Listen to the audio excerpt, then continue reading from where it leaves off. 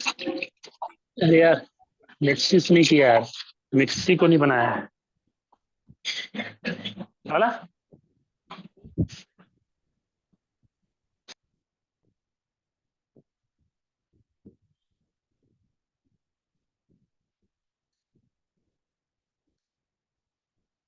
तो basic networking क्या है ये देखते हैं अपन। तो नेटवर्किंग क्या है? Group of two or more computer connected to share information resource. तो जैसे दो या दो से ज्यादा कंप्यूटर है, ग्रुप ऑफ कंप्यूटर है, उसको आपस में कनेक्ट करते हैं, प्रिंटर इन सबको कनेक्ट करते हैं सर्वर को। तो और उससे क्या करते हैं? कनेक्ट करके डेटा एक्सचेंज करते हैं, इससे इंफॉर्मेशन शेयर करते हैं, रिसोर्स शेयर करते हैं। तो उसको क्या बोलते हैं? नेटवर्क बोला जाता है। अब प्रिंटर हो गया, सीडी हो गया, एक्सचेंज फाइल हो गया, इलेक्ट्रॉनिक कम्युनिकेशन हो गया, तो ये सब क्या शेयरिंग मीडिया में आ गया और ये आपका पूरा नेटवर्क में डेटा एक्सचेंज कर रहा है या क्या बोलते हैं रिसोर्स शेयरिंग कर रहे हैं। तो इसी को क्या बोलते हैं? नेटवर्क बोलते हैं। ठीक है। आपको आपके नेटवर्क में हब हो सकता है, स्विच हो सकता है, PC, server, printer, router, modem, तो ये सब चीजें आपके पूरे नेटवर्क में आते हैं, नेटवर्क एलिमेंट में।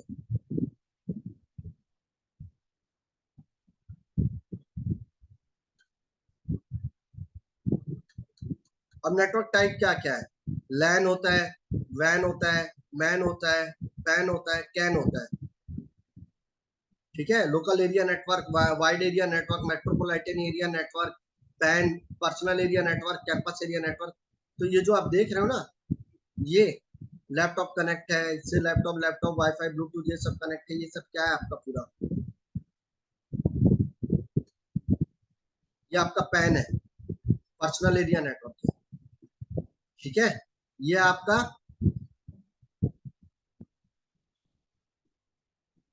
ये हो गया आपका वैन। ये डायग्राम देख रहे हो, एक हेड ऑफिस है, दूसरा ब्रांच ऑफिस है, या तीसरा कोई फैक्ट्री कनेक्टेड है। तो ये क्या हो गया? आपका मैन हो गया, वैन हो गया। ये आपका लैन है, स्विच या राउटर लगा हुआ है जिसपे सर्वर पीसी कनेक्ट है, मॉडेम कनेक्ट है, आपका लैन है। ये आपका वैन है, दो राउटर्स है, इंटरसिटी कनेक्टेड है, हैदराबाद है, बेंगलुरु है। और ये आपका उसमें स्विच है और पीसी सर्वर आईपी फोन लगे हैं। दूसरा ऑफिस है जिसमें स्विच है, पीसी सर्वर आईपी फोन लगे। तो ये आपका क्या हो गया? वैन हो गया। ठीक है। तो चाहे लैन हो, वैन हो, पैन हो, वैन हो, कैन हो, कुछ भी चीज हो, सब में आप क्या करोगे? ग्रुप ऑफ क्या बोलते हैं आपका डिवाइसेस होगा, कंप्यूटर सर्वर रिसोर्स होंगे, जिसका इंफॉर्मेशन आप रिसोर्स इंफॉर्मेशन को शेयर करोगे, वही आपका क्या कहलाता है? नेटवर्क कहलाता है। तो वो नेटवर्क किसी भी टाइप का हो सकता है, लैन हो सकता है, वैन हो सकता है, मैन हो सकता है, पैन हो सकता है, कैन हो सकता है।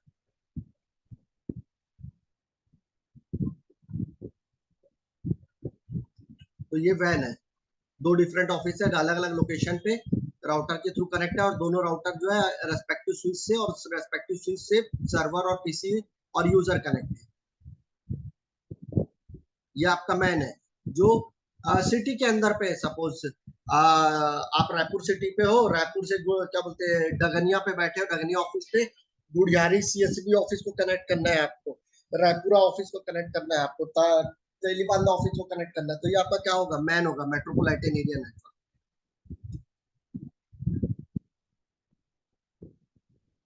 कैंपस एरिया नेटवर्क, तो जैसे क्या बोलते हैं आपका सीएसपीडीसीएल का आपका जो पूरा कैंपस का उसका नेटवर्क है, चाहे वो फाइबर केबल के थ्रू हो, चाहे वो वायरलेस के थ्रू हो, चाहे वो यूटीपी के थ्रू हो। तो वो जो कैंपस एरिया नेटवर्क होगा, जो कैंपस के अंदर में मल्टीपल बिल्डिंग्स हैं, मल्टीपल शेड्स हैं, और सब में क्या बोलते हैं आपने स्विच के थ्रू, राउटर के थ्रू कनेक्टिविटी दे के रखा हुआ है, वायरलेस डिवाइस के थ्रू कनेक्टिविटी दे के रखा है, PC server printer resource connect है, तो वो आपका कैंपस एरिया नेटवर्क कहलाता है।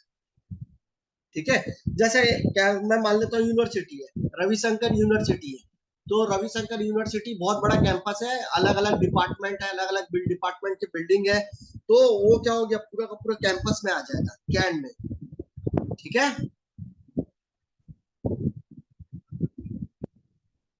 पर्सनल एरिया नेटवर्क, जैसे आप वाईफाई से क्या बोलते हैं अपने मोबाइल से हॉटस्पॉट क्रिएट कर दिए, या ब्लूटूथ से क्या बोलते हैं कुछ डिवाइस कनेक्ट करके रखे हुए हैं, तो जो 10 मीटर के रेंज में कनेक्टिविटी कर रहे हैं मल्टीपल डिवाइसेस का, टैबलेट का, प्रिंटर का, मोबाइल का, हेडफोन का, है ना, तो ये सब जो चीजें हैं ये सब आपका पर्सनल एरिया नेटवर्क में आता है। ठीक है, जिसका रेंज कम होता है 4 से 6 मीटर तक का कनेक्टिविटी देता है, ये आपका पर्सनल एरिया नेटवर्क में आता है पैन में।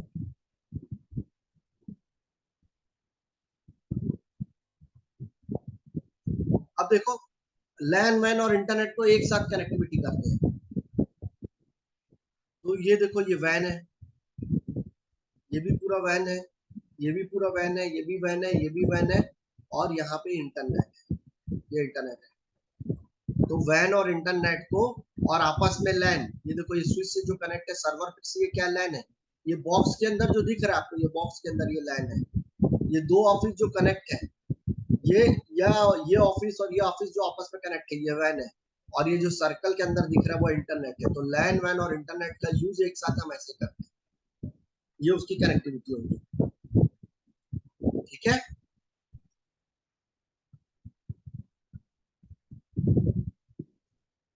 तो इस टाइप का नेटवर्क को स्मॉल होम नेटवर्क बोला जाता है, जहां पे मेरा खुद पर्सनल एक स्टडी रूम है, वहां कंप्यूटर है, प्रिंटर है, स्पीकर है, ये हो गया स्मॉल होम नेटवर्क।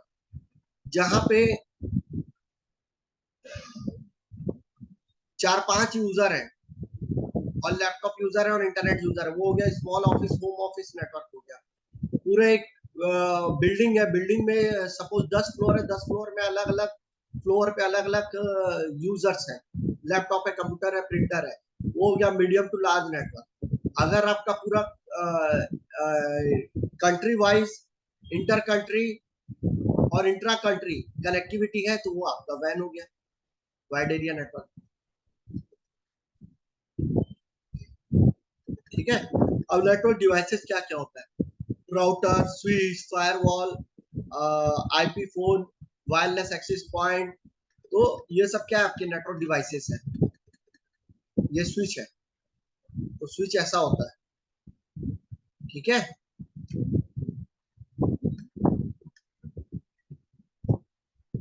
ये आपका RJ45 केबल है, जिसको यूटीपी केबल भी बोला जाता है। ये जो केबल आप देख रहे हैं, ये स्विच से पीसी कनेक्ट है, तो ये स्टार टोपोलॉजी बिल्ड किया है। जब स्विच से पीसी कनेक्ट करते हैं तो स्टार टोपोलॉजी क्रिएट होता है, क्योंकि कोई एक पीसी अगर डाउन हुआ या केबल कट हुआ या पोर्ट खराब हुआ तो बाकी सब चलता रहेगा, कोई एक दूसरे के ऊपर इंटरडिपेंडेंट नहीं है। तो ये स्टार टोपोलॉजी जो ट्रेंडिंग टेक्नोलॉजी है। ये वायरलेस एक्सेस पॉइंट है, जो हमने पहले भी पढ़ा था। तो ये राउटर लगा, राउटर से स्विच लगा हुआ है, स्विच से एक्सेस पॉइंट लगा हुआ है, और दोनों एक्सेस पॉइंट अलग अलग चल रहे हैं, उससे अलग अलग यूजर्स एसोसिएट है। ठीक है, तो ये आपका एक्सेस पॉइंट हुआ, वायरलेस लैन हुआ। WLC के बारे में हमने पहले पढ़ चुका है, वायरलेस लैन कंट्रोलर। तो एक वायरलेस लैन कंट्रोलर होता है जिससे मल्टीपल एक्सेस पॉइंट जो है एसोसिएट होते हैं, और हर एक्सेस पॉइंट से अलग अलग यूजर या क्लाइंट जो है एसोसिएट रहते हैं। तो ये हमने पहले भी पढ़ा था WLC के बारे में। तो WLC क्या करता है, आपका लाइट वेट एक्सेस पॉइंट जो होता है, उस लाइट वेट एक्सेस पॉइंट को कैप वेब प्रोटोकॉल के थ्रू टनल क्रिएट करके उसको डायरेक्टली कनेक्टिविटी करता है, मॉनिटरिंग करता है, मैनेजमेंट करता है उसको। ठीक है, तो मोस्ट ऑफ द केसेस आपको railway station, shopping mall, airport, ऐसे जगहों पे आपको एक्सेस पॉइंट मिल जाएंगे।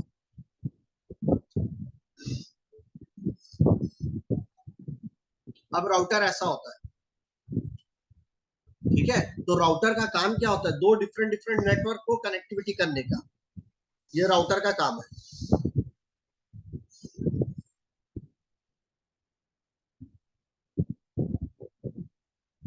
ठीक है, दो डिफरेंट डिफरेंट नेटवर्क को कनेक्टिविटी करना। तो देखो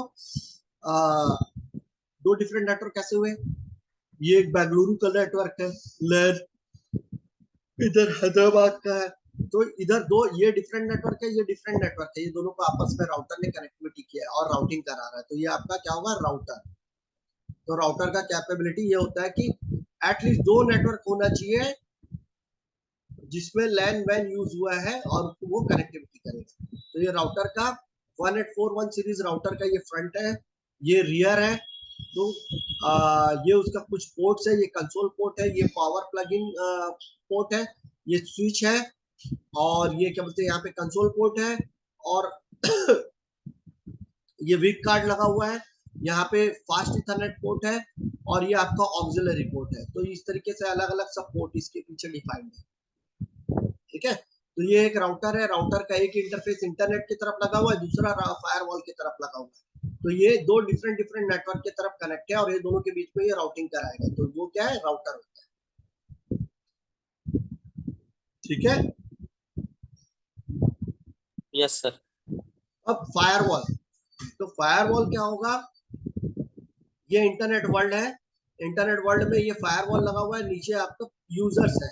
तो इंटरनेट वर्ल्ड में अटैक से आपके यूजर्स को रोकेगा और फिल्टरिंग करके ट्रैफिक को देगा। तो फायरवॉल का काम ऐसा होता है, इसको यहाँ पे प्लेस किया जाता है। रियल टाइम पे देखा जाए तो इंटरनेट वर्ल्ड है, इंटरनेट वर्ल्ड के बाद में राउटर लगाया जाता है, राउटर के बाद में फायरवॉल लगाया जाता है, और फायरवॉल में एक डीएमजेड जोन होता है, डीएमजेड जोन में आपका web server, mail server connect रखा जाता है, कनेक्टिविटी किया जाता है, और आपके जितने लैन यूजर होते हैं उसको इनसाइड पे रखा जाता है, और इंटरनेट वर्ल्ड में रखा हुआ सर्वर या यूजर है जो आपके नेटवर्क को यूज करता है, और लैन साइड में बैठा हुआ यूजर आपका इंटरनेट यूज करते रहता है इस डायरेक्शन पे, और डीएमजेड जोन में रखा हुआ जो वेब एप्लीकेशन सर्वर है या मेल सर्वर है उसको इंटरनल यूजर भी यूज करता है, या तो इंटरनेट वर्ल्ड का यूजर भी यूज करता है। ठीक है, तो ये फायरवॉल का काम होता है, वो फिल्टरिंग करेगा, अटैक से बचाएगा। कोई डाउट है यहाँ पे?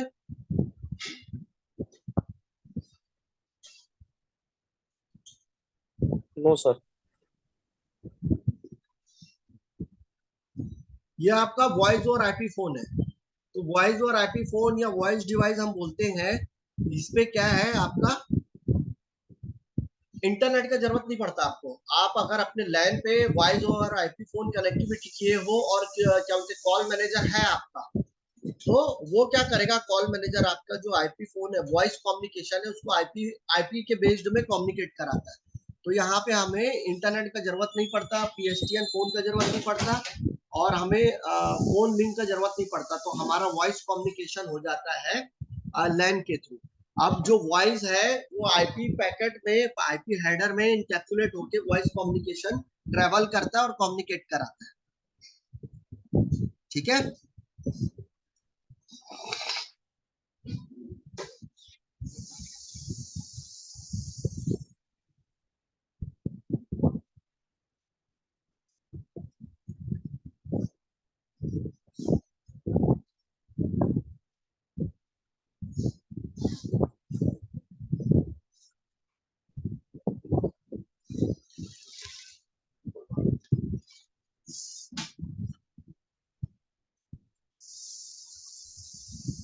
अब क्या है कि क्या बोलते हैं, या तो आपके यहाँ कॉल मैनेजर होना चाहिए। तो कॉल मैनेजर क्या करता है, इनकैप्सुलेशन डिकैप्सुलेशन करता है और कम्युनिकेशन इनेबल कराता है आईपी का वॉइस पे, और वॉइस का आईपी पे, आईपी बेस्ड पे।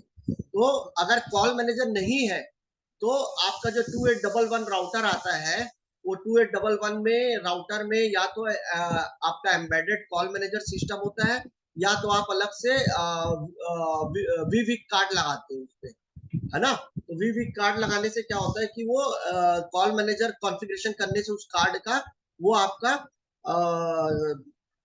कॉल राउटिंग इनेबल कर देता है, और उसके थ्रू भी आप लैन में कम्युनिकेशन कर सकते हैं।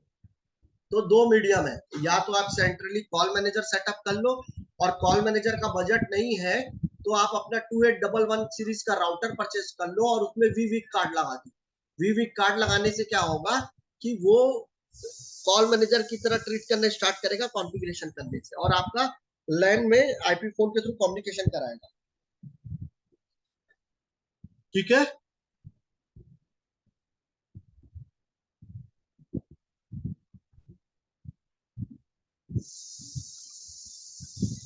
ब्रॉडबैंड वायरलेस राउटर तो आज के डेट में आप हर कोई आप लोग अपने घर में यूज करते हो। तो चार उसमें लैन पोर्ट होता है, एक इंटरनेट के लिए होता है, और पावर प्लग इन के लिए होता है, दूसरा ये वाईफाई डिवाइस भी होता है, इसमें एंटीना होता है ना। तो ये जो आपका ब्रॉडबैंड मॉडेम होता है, राउटर होता है, ये वायरलेस डिवाइस भी होता है, ये राउटर भी होता है, ये स्विच भी होता है, और ये आपको इंटरनेट प्रोवाइड भी करता है। तो ये इतने सारे मल्टी फंक्शन करता है ये, ठीक है।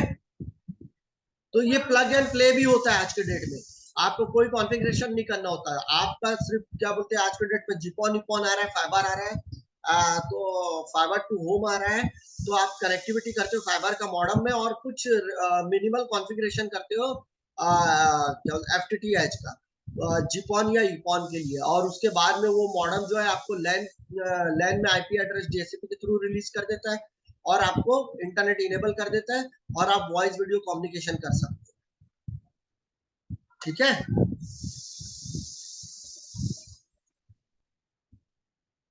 तो आपको पहले के समय पे क्या होता था, या तो इंटरनेट चलता था, और इंटरनेट चलता था तो फोन नहीं लगा पाते थे, अगर आप फोन लगाते थे तो इंटरनेट बंद हो जाता था। लेकिन आज के डेट में टेक्नोलॉजी चेंज हो गया, साइमultaneously आप फोन कॉल भी कर सकते हो, फोन रिसीव भी कर सकते हो, और आपका डेटा इंटरनेट भी चलता रहेगा, कोई इंटरवेंशन नहीं आएगा दोनों के बीच में एक दूसरे के कारण।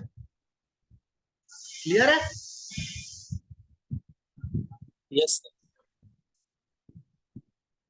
Yes sir.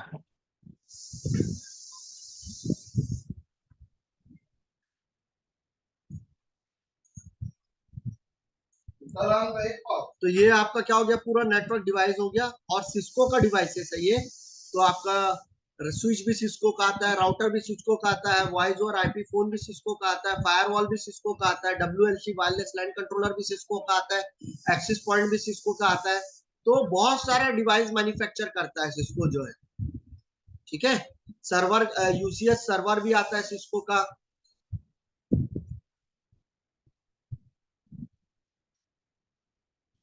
ये कुछ सर्टिफिकेट का लेवल है, CCNA करना है तो एक एंट्री लेवल होता है, हम एसोसिएट लेवल के बारे में स्टडी कर रहे हैं CCNA के बारे में, देन उसके बाद स्पेशलिस्ट होता है, देन प्रोफेशनल होता है, देन एक्सपर्ट होता है, देन लास्ट आर्किटेक्ट होता है, ठीक है। तो ये हर अलग अलग डोमेन में आजकल अवेलेबल हो गया आपका।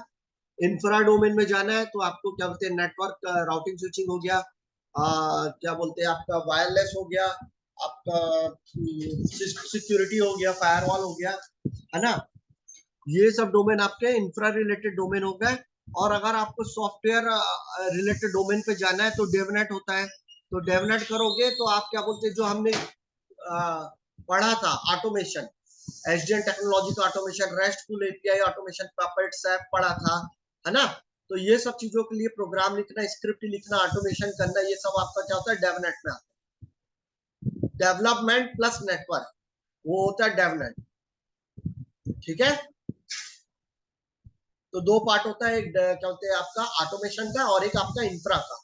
तो इंफ्रा में आपका वायरलेस हो गया, वॉइस और आईपी फोन हो गया, नेटवर्क हो गया, सिक्योरिटी हो गया, और ये सब आपका इंफ्रा रिलेटेड पे आएगा। और आपका ऑटोमेशन करना ये आपका डेवनेट पे आएगा।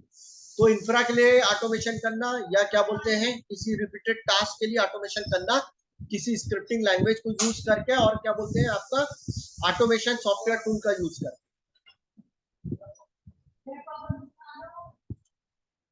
तो जो CCNA एग्जाम है ये अराउंड आपका ना 25 से 30,000 का होता है।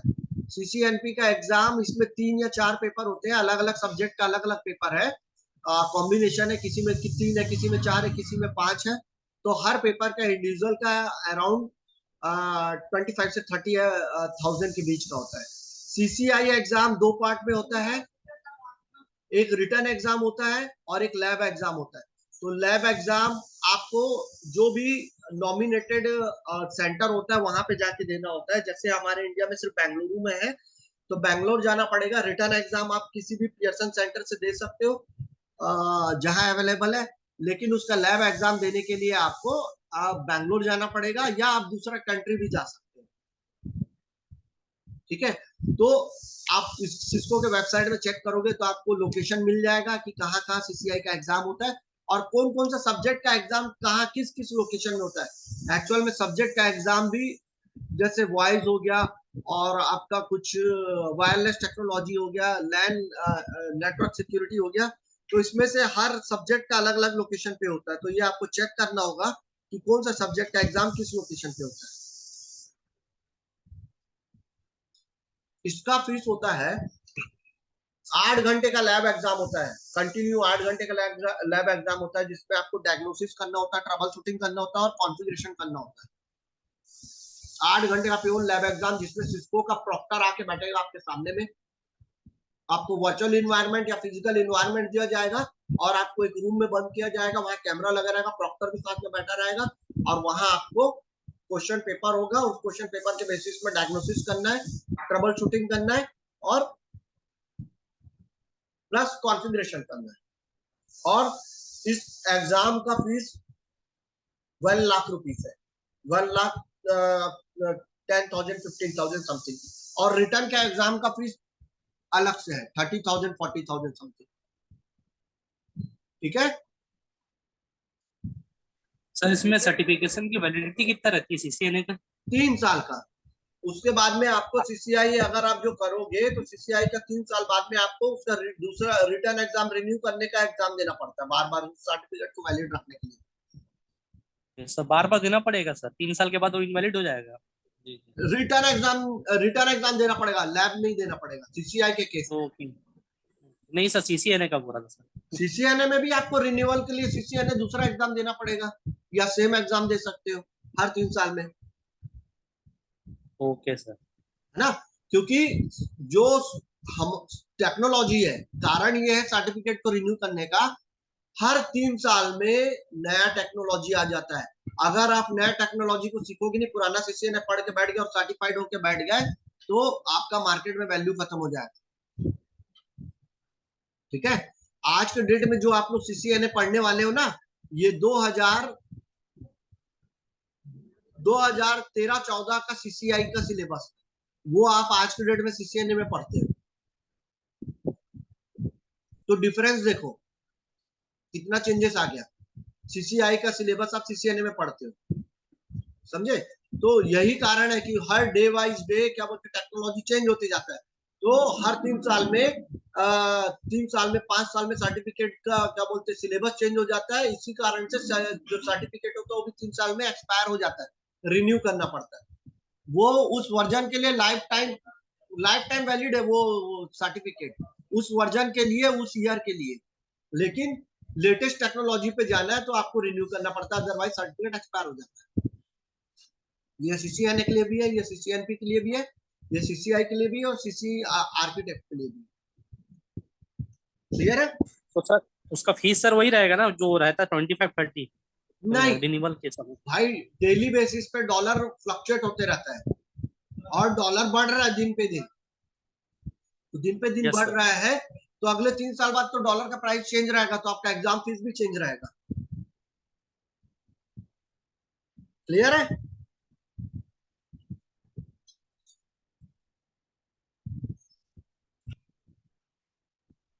कोई डाउट है? No sir. तो इतने सारे ट्रैक होते हैं। इंटरप्राइज जिसमें राउटिंग स्विचिंग आता है, सिक्योरिटी जिसमें फायरवॉल आता है, सर्विस प्रोवाइडर जिसमें आईएसपी के लिए हम क्या बोलते हैं सीसीएनए सीसीएनपी सीसीआई पढ़ते हैं, कोलैबोरेशन जिसमें हम वॉइस ओवर आईपी फोन और वीडियो कॉन्फ्रेंसिंग का डिवाइस का कॉन्फ़िगरेशन के बारे में पढ़ते हैं। डेटा सेंटर, तो डेटा सेंटर में स्पाइन लीफ आर्किटेक्चर स्विच के बारे में पढ़ते हैं और यूसीएस सर्वर के बारे में पढ़ते हैं। और डेवनेट, डेवनेट जो आपका पूरा पूरा प्रोग्रामिंग है, स्क्रिप्टिंग या ऑटोमेशन है। तो enterprise, security, service provider, collaboration, data centre, DevNet, इतने ट्रैक हैं और इन सब सब्जेक्ट में हम सीसीएनए स्पेशलाइज्ड, सीसीएनपी और सीसीआई कर सकते हैं। ठीक है। क्लियर है यहाँ तक। इसमें से जो भी ट्रैक आपको चूज करना है आप चूज कर सकते हो और उस पे आगे बढ़ सकते हो अपने लाइफ में।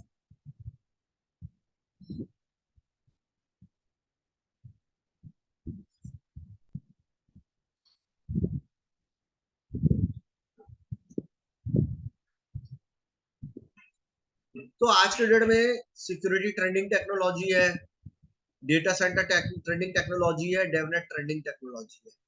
ठीक है, कोलैबोरेशन वन टाइम इम्प्लीमेंटेशन होता है, आदमी इस पे ज्यादा पैसा कमाता है और क्या बोलते हैं काम जो है बहुत लिमिटेड रहता है। तो ये आपका विषय, आपको किस ट्रैक में जाना है। सबसे ज्यादा बूम में सिक्योरिटी, डेटा सेंटर, डेवनेट, तो ये जो ट्रैक है ये सबसे ज्यादा हाई पीक पे रहता है। इस पे पैसा भी आपको ज्यादा मिलेगा और मार्केट वैल्यू भी आपका ज्यादा रहेगा। लेकिन इसका मतलब ये नहीं सीसीएनए सीसीएनपी करे, जब अगर आप सीसीआई करोगे तब आपका मार्केट वैल्यू आएगा। तो सीसीआई अगर आप करोगे तो पैकेज 8-9 लाख से स्टार्ट होगा और उसके बाद आप जितना ले सको मार्केट में अपने एक्सपीरियंस के हिसाब से, तो 40-50 लाख भी मिलता है।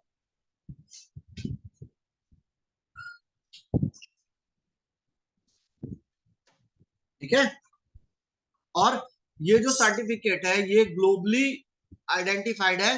पूरे वर्ल्ड वाइड आप किसी भी कोने में चले जाओगे, अगर आप ये सर्टिफिकेट आपके पास है तो आप कहीं भी जॉब ले सकते हो और अपना काम कर सकते हो।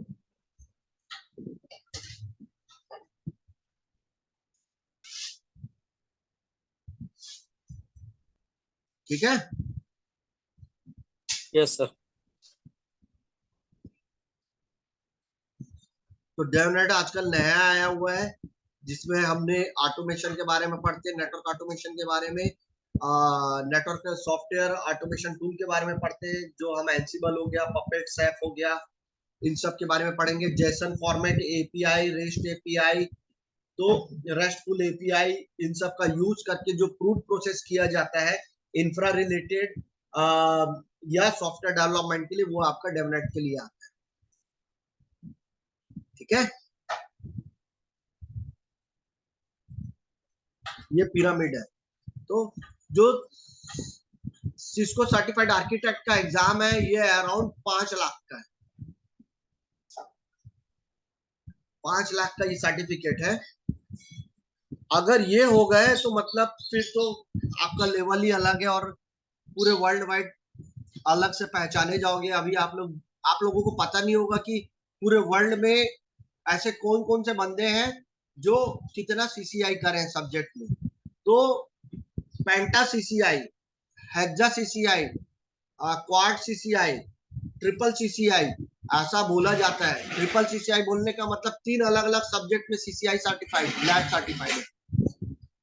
क्वाड बोले तो 4 अलग अलग सब्जेक्ट में सीसीआई में सर्टिफाइड है। पेंटा बोले तो 5 अलग अलग सब्जेक्ट में सीसीआई लैब सर्टिफाइड है। हेक्सा बोले तो 6 अलग अलग सब्जेक्ट में सीसीआई सर्टिफाइड है। तो अगर पूरे वर्ल्ड वाइड ढूंढने जाओगे तो बहुत ही कम लोग मिलेंगे। पूरे वर्ल्ड वाइड ढूंढने जाओगे तो बहुत ही कम लोग मिलेंगे। आज के डेट में डेवनेट सीसीआई अगर आप ढूंढने जाओगे ना तो 500 भी लोग नहीं मिलेंगे पूरे वर्ल्ड में। मैंने क्या बोला, सुने आप लोग? 150 करोड़ की आबादी इंडिया में है। मैं पूरे वर्ल्ड का बात कर रहा हूँ। पूरे वर्ल्ड में अगर आप डेवनेट का सीसीआई सर्टिफाइड ढूंढने जाओगे तो 500 लोग भी नहीं मिलेंगे। समझे? Yes sir. तो एक अच्छा, अलग पहचान और एक अलग रेपो बनता है।